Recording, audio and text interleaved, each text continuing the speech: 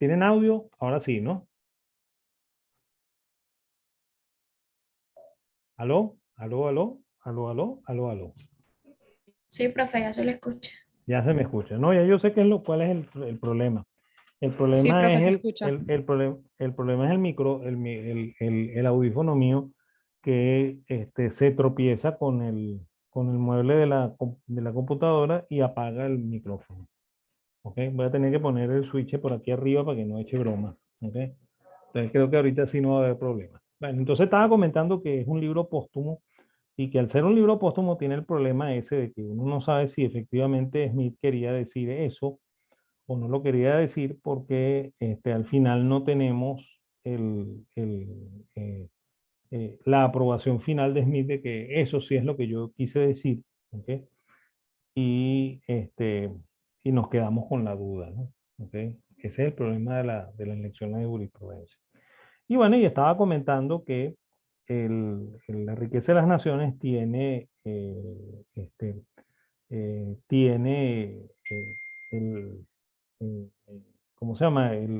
La intención de, de sobrevalorar el trabajo, este, por supuesto indicando que la fuente del valor está allí, ¿ok? Que es un poco la introducción del mismo libro de Cantillón, ¿no? El primer párrafo de Cantillón, ¿ok? Y un poco también la idea de Petty, ¿no? De William Petty, de que el valor trabajo es el que determinaba el precio de las cosas, ¿no? ¿Ok? Entonces, eso está implícito en esa apreciación que hace Smith del trabajo, ¿no? Y la importancia que Smith le da a la división del trabajo dentro del proceso de la revolución que se está viviendo en Inglaterra, ¿no? Y bueno, ahí tiene razón, ¿no? ¿Okay? El, efectivamente, Inglaterra se desarrolló de manera muy importante en esta época, ¿ok? Y bueno, y podríamos asignarle bastante de eso al factor trabajo, ¿no? ¿Ok? O sea que ahí podríamos aceptar un poco la propuesta de Smith, ¿no? ¿Ok? Aunque no del todo, ¿no? ¿Ok? Y, y bueno, y Smith se mete en el tema del valor porque el tema del valor era muy importante en economía, ¿ok? No, no así después con el tiempo. De hecho, cuando llegue Keynes, Keynes va a decir que ya no hace falta estudiar teoría del valor trabajo porque ya eso está más que superado, ¿ok? Y eso es lo que hace que muchas universidades, ¿ok? Y ese es el caso de la Universidad Católica, se obvie el tema de la teoría del valor trabajo, ¿no? En la central todavía el tema de la teoría del valor trabajo es importante porque la central tiene una profunda influencia marxista todavía, ¿ok? Y por esa razón el trabajo, eh, o sea, la teoría del valor es un tema de la teoría, de las clases de teoría económica, ¿ok? Cosa que no ocurre en las universidades que ya han adoptado una visión un poco más keynesiana, ¿no? ¿Ok? Entonces, ese es un defecto que tiene la educación en la Universidad Católica y que no lo tiene la Universidad Central, ¿no? Yo sí creo que el tema del valor es importante, ¿ok? Pero en Smith, Smith habla de tres categorías de valores. Él habla del valor de cambio, ¿okay? Que no lo considera muy importante, que es el precio. ¿Okay? Sin embargo, él cree que el valor de cambio está determinado por el valor de costo, que es el importante, ¿no? Y dentro del valor de costo, el más importante es la teoría del valor trabajo, ¿no? Porque para él, de verdad, lo que le asigna el valor de las cosas es el trabajo y no otra cosa. ¿Okay? Por lo cual de ahí viene esa confusión que después se va a acrecentar con Ricardo y mucho más con Marx. ¿Ok? Entonces, Smith plantea esas tres posibilidades, ¿ok? Y Smith, además de darle primacía al trabajo, ¿ok? Y eso es una cosa que se descuida mucho en la enseñanza del trabajo de Smith, ¿ok? Smith considera bastante importante el ahorro, ¿no? El ahorro es muy importante en el sistema de Smith, ¿ok? y de hecho eso divorcia un poco el pensamiento de Smith del pensamiento fisiocrático, ¿no? Acuérdense que la fisiocracia considera que el ahorro es un estancamiento, así como lo pensó en su momento también Keynes, ¿ok? O sea que esos son puntos en los cuales se divorcia el pensamiento de Smith del pensamiento fisiocrático, ¿no? ¿Ok? Este, hay un problema muy serio con el dinero, ¿no? Porque en la riqueza de las naciones se transparenta que el dinero es neutral, ¿ok? Y como comenté en la teoría de en, en las lecciones de jurisprudencia, se expone, ¿ok? Que el dinero es neutral. Entonces hay una dicotomía ahí, ahí sí hay una contradicción, ¿no? Los, los de la escuela histórica alemana decían que había un problema de Smith de congruencia en relación al egoísmo o al no egoísmo, ¿no? Porque ellos les costaba mucho el aceptar a Smith porque decían que Smith era cultor del egoísmo, ¿no? Y ellos eran contrarios al egoísmo, porque ellos confunden la palabra amor propio con egoísmo, ¿no? Que es lo que originalmente se hizo en muchos idiomas con respecto a la traducción de la riqueza de las naciones, ¿no? De hecho Smith critica muy fuertemente el egoísmo, ¿ok? Porque en la teoría de los sentimientos morales él le dedica cerca de 4 o 5 páginas a una crítica muy fuerte que él le hace al libro de Mandeville, ¿no? ¿Ok? Que sí sería la postura egoísta, ¿no? Entonces, Smith no cree que el egoísmo sea el motor de la economía, ¿ok? Creo que ese es un punto a favor de Smith, ¿ok? Yo también estoy de acuerdo en eso, yo creo que el egoísmo no es, ¿ok? Pero sí es el, el deseo de satisfacerse, ¿no? ¿Ok? Ojo que satisfacerse no es egoísmo, ¿ok? Por si acaso, ¿no? O sea, yo creo que la Madre Teresa de Calcuta se satisfacía mucho haciendo el bien a los demás, ¿ok? Y eso no es egoísmo, ¿no? ¿Ok? Entonces, no necesariamente la autosatisfacción es egoísmo, ¿ok? No necesariamente, ¿ok? Ok, el otro tema de Smith es el precio natural, ¿no? ¿Ok? Que confunde un poco, ¿no? Y él cree que el precio natural es aquel que cubre los costos de producción y además deja un pequeño margen para el empresario, ¿no? ¿Ok? Ese es el famoso precio natural de Smith, ¿ok? Ojo, fíjense que no estoy diciendo costo de oportunidad, porque la palabra costo de oportunidad no existe en economía todavía, ¿ok? Y bueno, y el gran tema del quinto libro de Smith es el comercio internacional, ¿no? Donde él hace una guerra frontal al mercantilismo. Él dice que el mercantilismo está equivocado, ¿ok? Aunque él toma cosas del mercantilismo, ¿ok? De hecho, la postura de Smith es muy común en el mercantilismo de la última etapa, que es el mercantilismo liberal, ¿ok?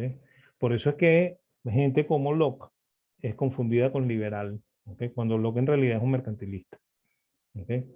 Y muchos de los mercantilistas son considerados liberales, ¿ok? A pesar de que no son efectivamente liberales, ¿ok? Porque ya el mercantilismo había adoptado una posición de mayor liberalismo económico, ¿ok? Ojo que mayor liberalismo económico no quiere decir liberalismo económico, ¿ok? Por si acaso, ¿no? ¿Ok? Los paquetes del fondo no son liberales, ¿ok? Pero incluyen liberalismo económico, ¿no? ¿Ok? Mosca con eso, ¿ok?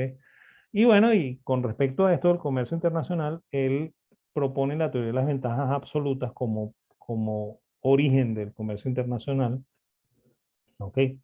Este, eh, eh, eh, y además de eso, bueno, hay que hablar de que Smith tenía un optimismo avasallante, ¿no?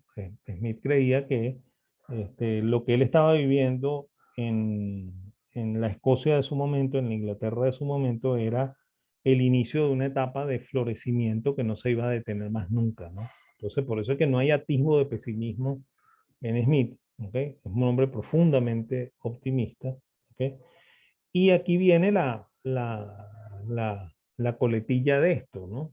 Smith le da un papel preponderante al gobierno en la sociedad, ¿ok? Y en la economía, ¿ok? Porque Smith dice que cuando una actividad no es lo suficientemente rentable para que el sector privado la desarrolle, entonces el gobierno debería desarrollarla, ¿ok? Para cubrir esa necesidad, ¿no? ¿Ok? Y aquí es donde entra el gran rollo, ¿no? Entonces, ¿Smith de verdad es liberal o no es liberal? ¿Ok? Y sobre todo, ¿cómo es eso de que si una cosa no es rentable, alguien la debe hacer? Es decir, la cosa no es rentable, no se debe hacer, ¿no? ¿Ok? Incluso el gobierno no la debería hacer. ¿Ok? Entonces, esa excusa es una excusa barata, ¿no? Y esa excusa está en Smith. ¿Ok? Por lo cual no se puede decir a pies juntillas que se trata del padre del liberalismo, ¿ok? O se trata de un liberal, ¿ok? Abierto en el mercado, ¿no? ¿Ok? Hay que tener mucho cuidado con lo que se dice de Smith y con lo que se afirma, ¿no? ¿Ok? No es no es el liberal que nos imaginamos, ¿ok?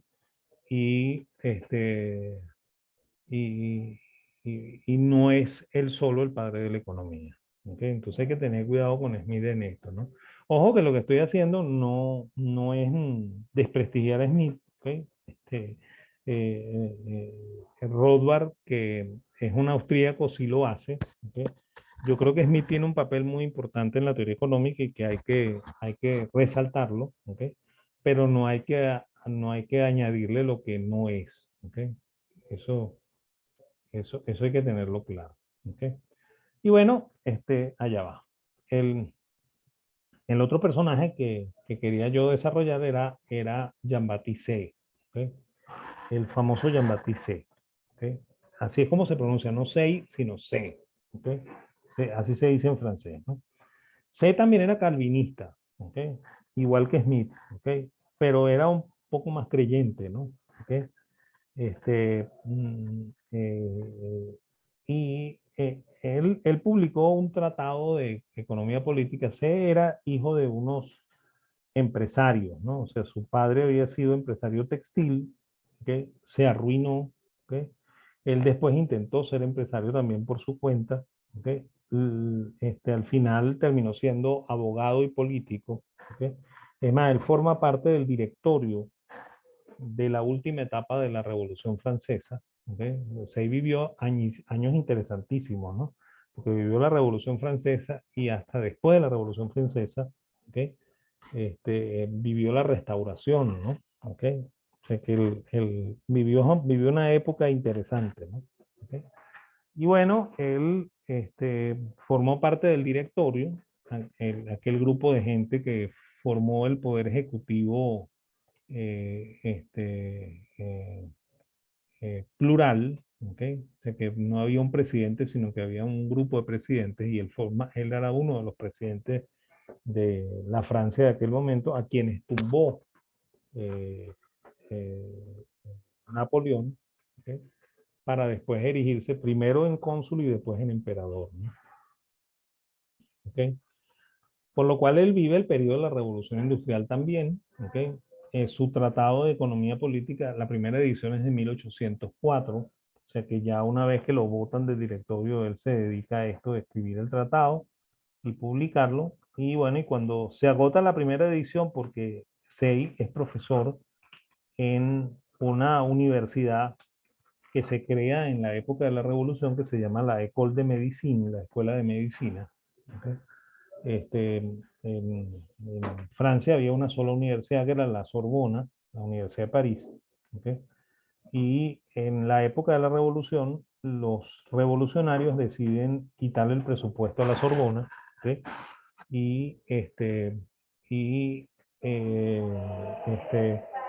eso originó la creación de dos universidades, ¿okay? Una escuela que se llama la École de Médecine, donde se enseñaba Derecho y Medicina, ¿okay? Y la otra, la École Normal, que era donde se enseñaba a los profesores, ¿no? ¿Okay? Porque se impidió de todas las maneras que los graduados de la Universidad de París dieran clases, porque normalmente los graduados de la Universidad de París eran curas, ¿no? ¿Okay? Entonces, se evitó por todas las maneras que los curas volvieran a dar clases. ¿Okay? Y bueno, la École de Normal era el sitio donde se enseñaba a los profesores de los futuros niños de Francia para evitar que los franceses aprendieran religión. ¿Ok? Entonces, bueno, se va a ser profesor en la universidad esta de la École de Medicine, va a dar teoría económica en la Facultad de Derecho. ¿Ok? Y para eso es para lo que se usa el tratado, ¿no? El tratado se publica en 1804, es muy parecido también al tratado de otro personaje del mismo directorio que se llama Testó de Tracy, ¿ok? Y bueno, y tiene 4 ediciones, ¿no? La segunda edición es de 1814, ¿ok? Y la razón de esto es porque 1816, perdón, ¿ok? Tuvo que haber Waterloo para que hubiese segunda edición, ¿ok? Porque cuando él se agota la primera edición, él ya había control de publicaciones en Francia y la censura francesa le indicó a Say que tenía que eliminar algunos párrafos del libro porque si no, no le iban a dar el permiso de publicación y Say decidió no publicar. ¿Okay? Y cuando por fin derrocan a Napoleón, ¿okay? Después de Waterloo, él decide publicar la segunda edición del tratado. ¿Okay? Y después de eso va a haber 2 ediciones más, ¿okay? A lo largo de la vida de Say, por lo cual es un libro que fue trabajado, igual que la teoría de los sentimientos morales, ¿no? Entonces, en los 4 libros hay un tema común. En la introducción él dice que el libro de Smith dice muchas verdades, pero las dice de una manera desordenada y sin método, ¿ok? Lo cual es verdad, ¿ok? Y lo cual hace pensar mucho en torno a Say de verdad es discípulo de Smith, ¿ok? O sea, porque un discípulo no dice de su maestro esas cosas, ¿no? ¿Ok? Más bien las excusa, ¿no? Entonces, creo que C no se sentía tan discípulo de Smith. ¿Ok? Es más, de hecho, hay una carta de Dupont en la cual Dupont le dice a C que tú no eres discípulo de Smith y tienes que reconocer que tú eres discípulo de los liberales franceses. ¿Sí? O sea, tus orígenes están más en la fisiocracia que en Smith. ¿Sí? Pero yo ahí también pongo duda, ¿no? O sea, Say tiene cosas de la fisiocracia, pero no es fisiócrata. ¿Okay?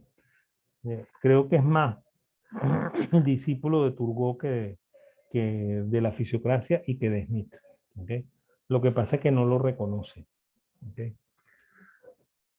Y la primera edición hay un párrafo que yo extraño mucho porque no sale nunca, no salió más nunca, ni en la segunda, ni en la tercera, ni en la cuarta, en la cual él refiere que él viaja a la campiña francesa, ¿okay? A un pueblo donde la gente está muy angustiada, moviéndose de un lado al otro.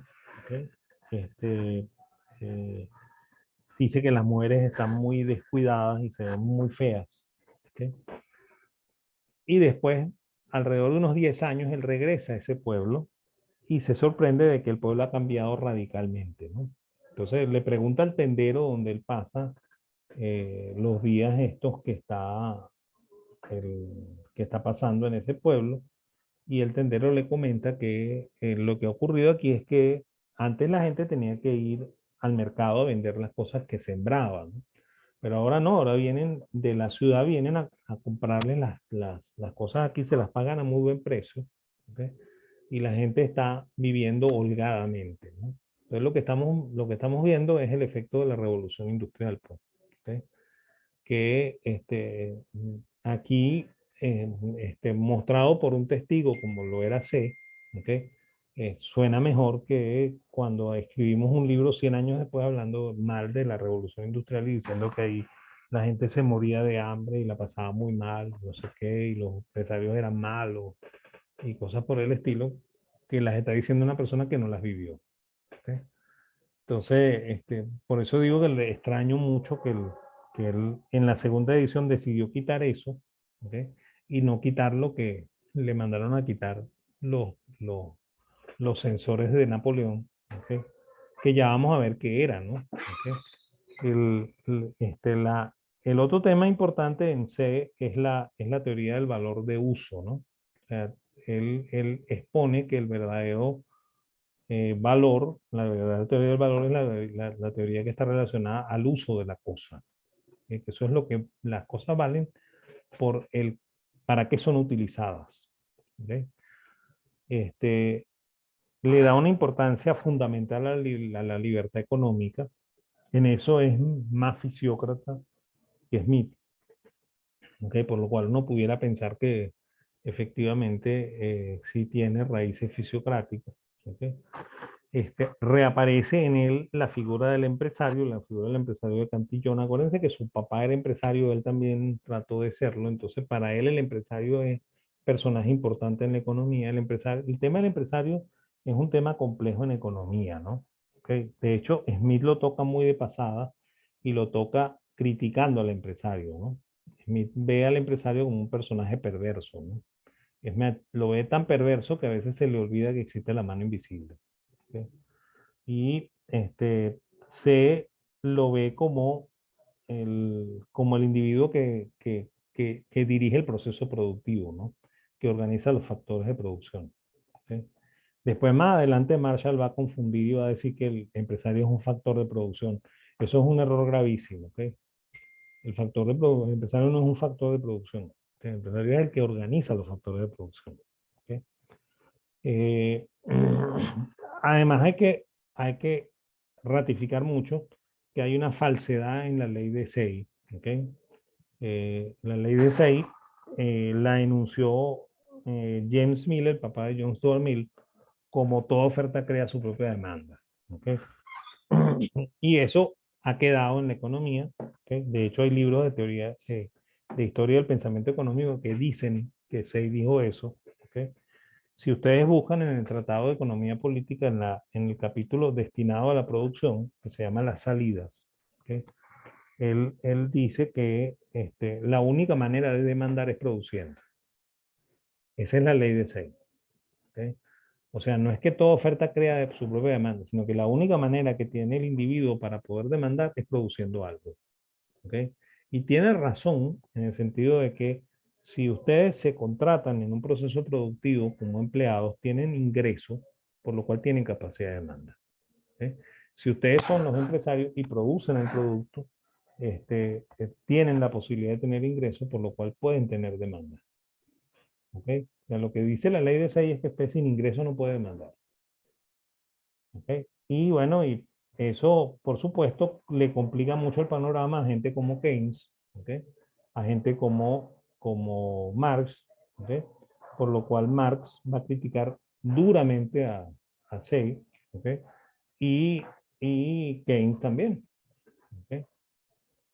Entonces, estamos ante el verdadero liberal. ¿Okay? Este hombre sí es liberal. ¿Okay?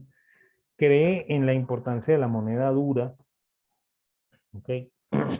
Él cree que la moneda no es que no debe tener, no debe tener cambios de valor. ¿Okay? Moneda dura no significa eso. Moneda dura significa moneda neutral, ¿okay? En la cual el Banco Central no tiene capacidad de manipulación. ¿Okay? Y por supuesto eso daría mucha más estabilidad de precio. ¿Okay? Mucha más estabilidad de precio, no estabilidad de precio. ¿Okay? Ojo con lo que estamos diciendo. ¿Okay? Y bueno, eso en Francia no existe, ¿no? ¿Okay? Desde Law, ¿okay? El dinero es fiduciario, ¿okay? Y se pierde muchos capítulos del libro, por lo cual me imagino que perdía mucho del tiempo de clase para explicarle a los alumnos cómo se hacía la moneda de metal, ¿okay?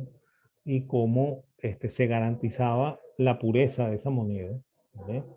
Para permitir el ambiente de mayor estabilidad, no el ambiente que se vive en Francia desde la época revolucionaria, ¿no? Que era un ambiente abiertamente inflacionario. ¿Sí? Y bueno, en ese libro él propone que los impuestos son un problema serio. ¿Okay? Y esto fue lo que probablemente el comité de censura del emperador le pidió que quitara, ¿no? Él dice que todo impuesto no es más que una expropiación injusta, ¿ok?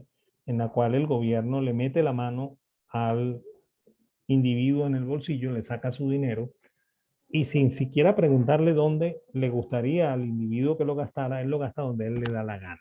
¿Ok? Entonces es a todas luces un acto injusto, ¿ok? Expropiatorio, ¿ok? Que SEI quiere cambiar, ¿ok? Y SEI propone como solución el que el gobierno produzca servicios públicos y los venda y que haya plena libertad en el mercado para que todos los individuos puedan producir estos productos, estos bienes públicos y puedan hacerle la competencia al gobierno, ¿no? Y si alguno lo hace mejor que el gobierno, bueno, la gente tendría la oportunidad de conseguir ese bien público de una manera mucho más económica y ahí se perdería el sentido del gobierno, ¿no? ¿Okay? Esa es la propuesta de C. ¿Okay? Creo que eso no le gustó para nada al comité de censura del emperador, ¿okay? Y por eso es que se evitó la publicación de la segunda edición hasta después de la batalla de Waterloo. ¿Okay? Ok, volvemos a Inglaterra, ¿no? Y el personaje ahora es Jeremy Bentham, ¿no? ¿Okay? Bentham es un personaje también curioso, ¿ok? Bentham nace en la familia rica de un abogado británico, ¿no? Este abogado tuvo dos hijos, un hijo bastante mayor que Bentham, ¿ok? Que era ingeniero, ¿ok? Y Bentham era el niño de la casa y el papá insistió en que tenía que ser abogado igual que él y lo obligó a estudiar derecho. Mientras él está estudiando derecho, el papá muere y entonces el hermano había recibido un, un contrato de la reina este, Catalina la Grande de Rusia para hacer unas construcciones en San Petersburgo. Entonces, él se va a San Petersburgo con su hermano y abandona la carrera de Derecho, a la cual nunca más va a regresar, ¿no? ¿Okay? Es más, de hecho, eh, este, eh, de ahí en adelante, Bentham va a proponer una cosa bien curiosa, ¿no? Bentham va a ser el, el defensor de la idea de la economía, ¿cómo se llama? Del derecho positivo, ¿no? ¿Okay? Y aquí hay que comentar una cosa, ¿no? El derecho británico proviene del derecho romano, mucho más que el derecho latinoamericano, ¿no? Bueno, todo el derecho latino en general, ¿no? Porque en Francia, en Italia, en España y en Latinoamérica y en Portugal, ¿okay? Que son los que deberíamos tener tradición latina porque venimos del antiguo imperio romano, ¿okay? este, eh, eh, existe, existe derecho positivo, ¿no? O sea, las leyes se publican, ¿okay? Se discuten y se emiten leyes con artículos, ¿ok? En el antiguo Imperio Romano, el derecho era consuetudinario. Eso significa que el derecho era jurisprudencia, ¿ok? O sea, que el derecho era tradición, ¿no? Y para ejercerlo, tú tenías que saber cómo se había dirimido la sociedad en los años anteriores, ¿no? Entonces el derecho era más tradicional, ¿no? Eso fue lo que inicialmente trató de aprender Bentham, ¿ok? Bentham después dijo que sus maestros no sabían nada de derecho, ¿ok? Porque Bentham era partidario de lo que nosotros tenemos en Venezuela, ¿no? O sea, un congreso que hace muchas leyes, ¿ok? Leyes para todos, ¿ok? Que yo creo que están profundamente equivocadas, ¿no? Yo creo que eso no es prueba de ninguna eficiencia que hacen normalmente en Venezuela cuando cierra el Congreso, dicen que aprobamos tantas leyes, por tanto fuimos eficientes, ¿no? ¿Okay? Yo creo que hay que ver cuánto sirven de verdad esas leyes para el desarrollo, para saber si eso es eficiente o no es eficiente, ¿no? ¿Okay? Y creo que ahí Bentham está equivocado. ¿Okay? Y bueno, Bentham mientras está en,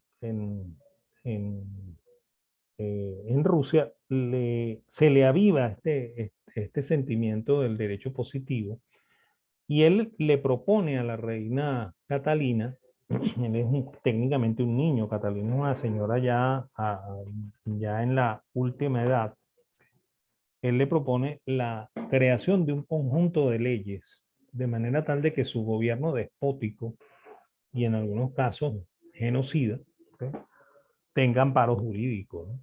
¿Ok?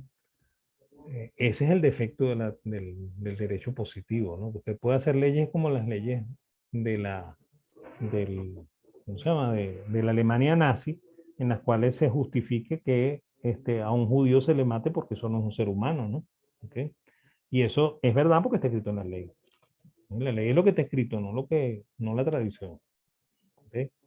Entonces, esas distorsiones surgen cuando hay derecho positivo. ¿Ok? Entonces, bueno, él era el defensor de eso, ¿no? Y eso va a hacer que Bentham sea muy conocido, sobre todo en América, más que en Latinoamérica, más que en los países anglosajones. ¿Ok? De hecho, uno de los que se declaraba discípulo de Bentham era este, eh, eh, ¿cómo es que se llama?